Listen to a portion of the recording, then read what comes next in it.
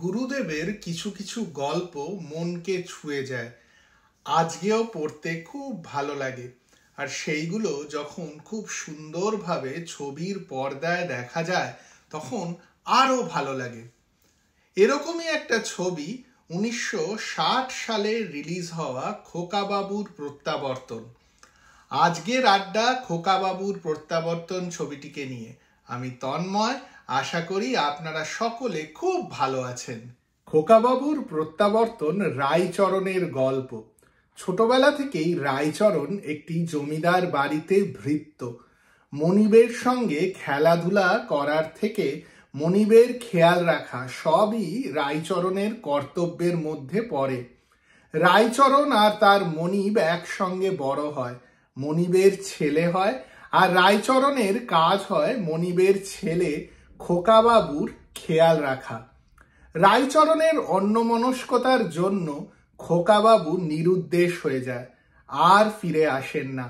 রায়চরণকে দোষী সাব্যস্ত করে বাড়ি থেকে চলে যেতে হয়।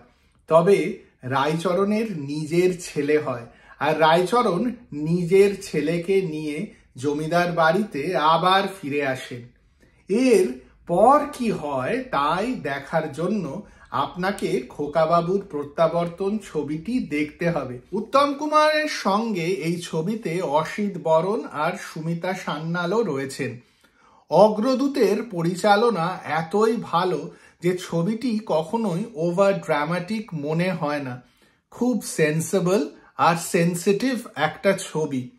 রবীন্দ্রনাথের লেখায় সব সময় সমাজের সত্যিটা আপনি দেখতে পান, আর সেই সত্যিটাই খুব সুন্দরভাবে ছবির পর্দাতেও দেখা যায় খোকাবাবুর প্রত্যাবর্তন ছবিটিতে। 1960 সালে রোম্যান্টিক ছবি করে মহানায়ক কিন্তু নিজের স্ট্রং হোল্ড ইন্ডাস্ট্রিতে আরো স্ট্রং করতে পারতেন। তবে এই হলো মহানায়কের মজা।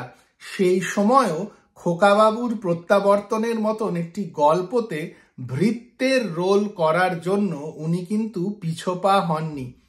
তরুণ কুমারের লেখায় জানা যায় যে মহানায়ক এই চরিত্রটি করার জন্য খুব প্রিপেয়ার করতেন। নিজের চুলের কিরকম স্টাইল হবে, নিজেকে কিরকম দেখতে লাগবে, ওনার মুখে রায়চরণের দুঃখ, গ্লানি আর আশা আকাঙ্ক্ষা দেখা যাবে কিনা তাই নিয়ে ভাবতেন। আর যখন ছবিটি আপনি দেখবেন তখন বুঝতে পারবেন যে সত্যিই মহানায়ক কত উঁচু মাপের অভিনেতা ছিলেন। আমরা সব সময় তার রোম্যান্টিক রোলগুলোর দিকেই বেশি আকৃষ্ট হই। তবে খোকাবাবুর প্রত্যাবর্তনের মতন সিনেমাও নিজের কম বয়সে উনি করেছেন, আর দারুণভাবে করেছেন। খোকাবাবুর প্রত্যাবর্তনে সুমিতা সান্যালকে দেখা যায়। সুমিতা সান্যালের ডেবিউ ছবি। সুমিতা সান্যাল মহানায়কের সঙ্গে নায়ক আর দেয়া নেয়া ছবিতেও রয়েছেন। এছাড়াও সুমিতা সান্যাল অনেকগুলো হিন্দি ছবি করেছেন। আমার কিন্তু সুমিতা সান্যালকে সব ছবিতেই খুব ভালো লাগে, আর অনেক সময় মনে হয় ওনাকে আমরা কেন আর দেখতে পাইনি, আরো বেশি দেখা উচিত ছিল।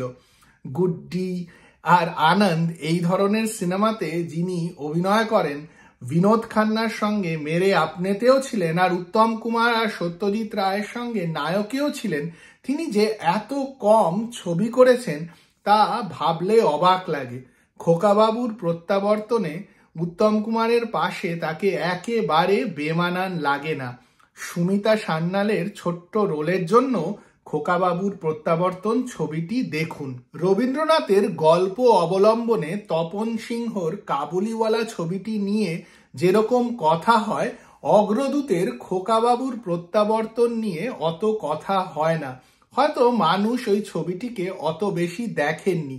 অভিনেতা উত্তম নিয়ে অত বেশি কথা বলা হয় না। আমার তো মনে হয় স্টার উত্তমের থেকে অনেক সময় অভিনেতা উত্তমের দিকেই আমাদের ফোকাসটা আস্তে আস্তে হওয়া উচিত। খোকাবাবুর প্রত্যাবর্তন ছবিটি না দেখে থাকলে নিশ্চয়ই দেখে ফেলুন।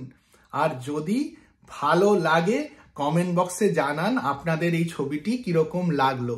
আর যদি এই ভিডিওটি ভালো লাগে তাহলে লাইক আর শেয়ার করতে ভুলবেন না, আর চ্যানেলটিকেও সাবস্ক্রাইব করুন।